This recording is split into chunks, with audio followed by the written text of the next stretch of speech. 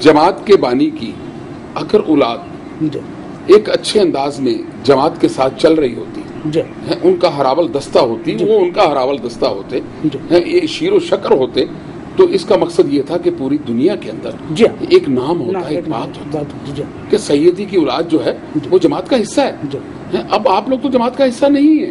नहीं, जमात का हिस्सा तो नहीं है, नज़म में तो शामिल नहीं है, लेकिन हमारी तमाम हमदर्दी, यानी कि आपकी खिदमत जमात इस्लामी के लिए नहीं है अब तक।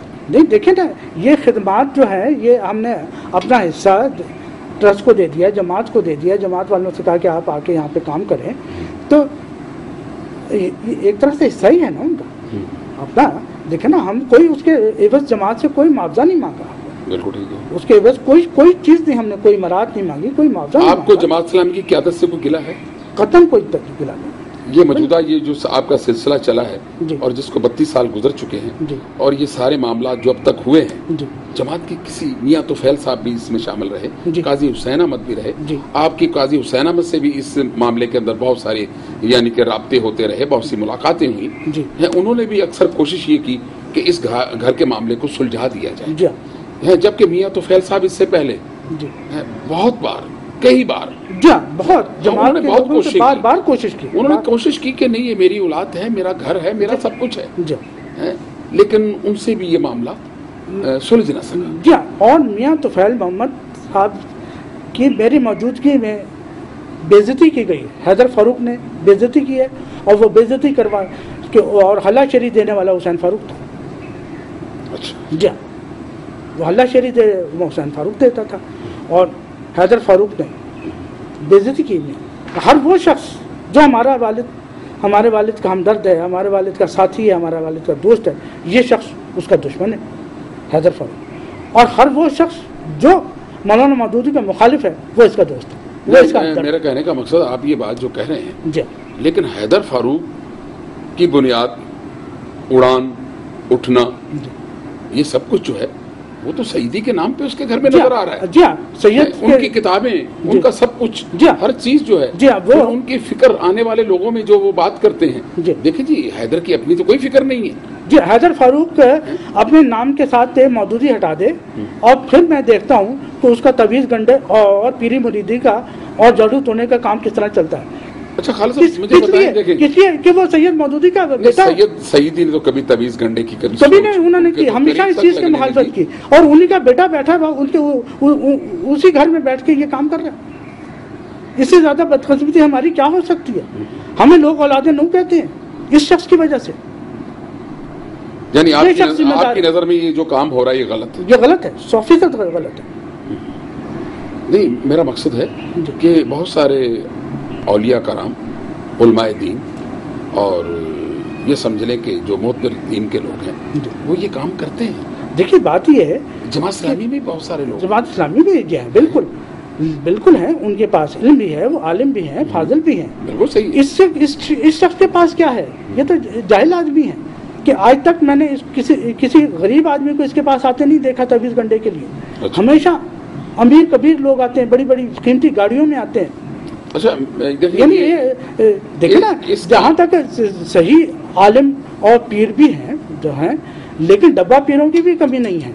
आप नहीं, वो तो बात आपकी सही है, इल्म मौजूद है अपनी जगह, लेकिन कोई आलम हो, आप ये कहते हैं? जी हाँ, बिल्कुल, कोई आलम हो। देखिए बात ये है कि हमारा ताल्लुक है सिलसिला चिश्तिया से। बिल्कुल ठीक है जी, हमारे जदे अमजद जो थे हजरत मौदूद चिश्ती थे, बिल्कुल ठीक, जिनकी औलाद हजरत ख्वाजा मोइनुद्दीन चिश्ती भी उन्हीं के औलाद में से है, और मौलाना मौदूदी भी उन्हीं के औलाद में से है। खालिद साहब, अब सूरत हाल ये है कि जो कुछ भी आज तक हुआ है, जो ये मामला था आपके चल रहे हैं, आपके कहने के मुताबिक हमने तो अपनी तरफ से ये तकसीम कर, हमारी तरफ से ये मामला खत्म, बाकी रह गई अदालतें।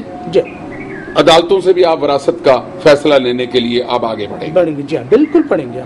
क्यों कि आपका वो ट्रस्ट सैयदी का कायम हो। हाँ, हमारी ख्वाहिश है कि हमारी जिससे कारकुन और लोग उनके चाहने वाले मुस्तफीद हो बात सारी इतनी रहेगी। हम बाकायदा यहाँ पे अब अपने वालिद के नाम से रेफरेंस लाइब्रेरी कायम करेंगे यहाँ पे, ताकि जो भी रिसर्च करना चाहे आए और उसके लिए। यानी आपके कहने के मुताबिक कि जमात इस्लामी के अकाबरीन का इसमें कोई ऐसा कहीं पर भी कसूर यहाँ कोई ऐसी ना चीज कोई नजर जाती नहीं आई। मफाद है उनका, ना उनका जाती मफाद है। उनको तो हम बुला के जमात इस्लामी के काबरीन तो इस घर से मोहब्बत की है, आपके सैयदी के खानवादे से मोहब्बत की है और आप लोगों को सदा सपोर्ट और हेल्प करने के लिए तैयार मौजूद बैठे। बिल्कुल।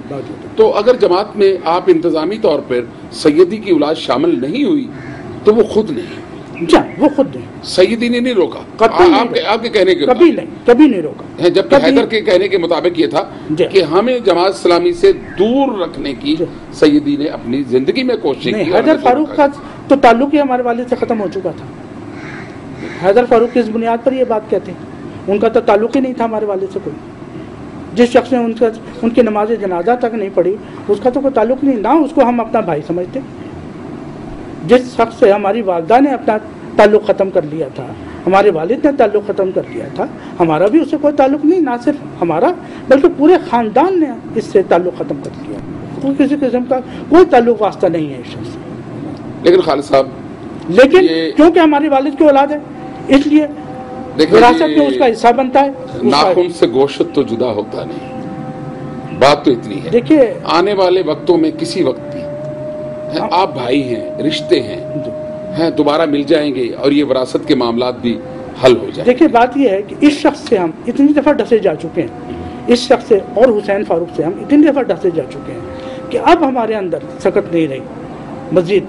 यानी आपके कहने का मकसद है कि अब सब लोगों को अपने रवैयों में तब्दीली लानी पड़ेगी अगर कोई रिश्ते कायम। देखिए, बात यह है कि हैदर फारूक इस वक्त 60 साल से ऊपर के हैं, अब ये अपने रवैये में क्या तब्दीली लाएंगे? 60 साल से ऊपर इनकी उम्र हो चुकी है, ये क्या तब्दीली? और आपके कहने और हुसैन फारूक 65 साल से भी ऊपर हो चुके हैं, तो क्या तब्दीली लाएंगे? अहमद फारूक 75 साल के करीब पहुंच रहे हैं, वो क्या तब्दीली लाएंगे? बिल्कुल ठीक है। लेकिन अब सब भाइयों को और सब लोगों को आप जैसे कह रहे हैं कि जमात के मामलात और अपने खानदानी मामलात में कुछ फर्क लाना होगा। जी बिल्कुल फर्क लाना होगा। जमात को जमात की जगह पर देखें, उन्हें देखना होगा उस नजर से, और अपने घर के मामलात को घर के मामलात की नजर में देखना होगा। यानी कि जमात इस्लामी के काबरीन की इज्जत, उनके मकाम, उनके मामलात को कायम रखना होगा और उन्हें अच्छे अंदाज में। देखिए, जमात इस्लामी नाम है सैयद अबुल आला मौदूदी का, रहमाउल्लाह का, उनकी फिक्र का। अगर आपके कहने के मुताबिक अगर जमात के अकाबरीन की मुखालफत या उनकी शान में गुस्ताखी की जाएगी तो वो सैयदी की तरफ सारी बातें जाएगी। देखिए, बात यह है कि अगर हमारी तरफ से जमात को गाली दी जाती है, जमात के अकाबरीन के खिलाफ बदज़बानी की जाती है या जमात की मुखालफत की जाती है, इसका दूसरा मतलब यह है कि हम अपने वालिद की मुखालफत कर रहे हैं, तो उन्होंने ये जमात बना के गलत काम किया। बिल्कुल।